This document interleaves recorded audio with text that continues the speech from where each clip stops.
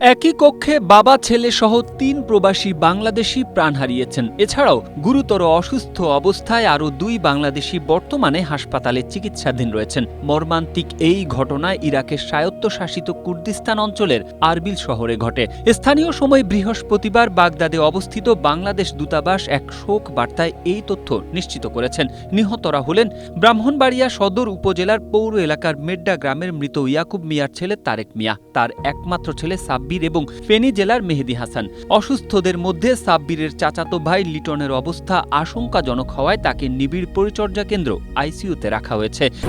Strawberry super dotted ও classic ভ্যারিয়েন্টে sensation জাগুক শিহরণ।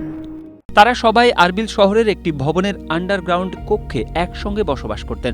ঘটনার বিবরণে জানা গেছে, মঙ্গলবার রাতে সেহরি খাওয়ার পর তারা সবাই ঘুমিয়ে পড়েন। পরদিন তাদের কোনো সাড়া না পাওয়ার পর খোঁজ নিয়ে মৃতদেহগুলো উদ্ধার করা হয়। প্রাথমিক অনুসন্ধানের ভিত্তিতে বাংলাদেশ দূতাবাসের প্রথম সচিব পারভেজ আলম চৌধুরী জানান, ধারণা করা হচ্ছে খাদ্যে বিষক্রিয়ার কারণে তাদের মৃত্যু হয়েছে। তবে স্থানীয় প্রবাসী ও প্রত্যক্ষদর্শীদের মতে কক্ষের গ্যাস সিলিন্ডার থেকে গ্যাস লিক হয়ে অক্সিজেনের স্বল্পতা তৈরি হওয়ায় ঘুমন্ত অবস্থায় শ্বাসরুদ্ধ হয়ে তাদের মৃত্যু হতে পারে।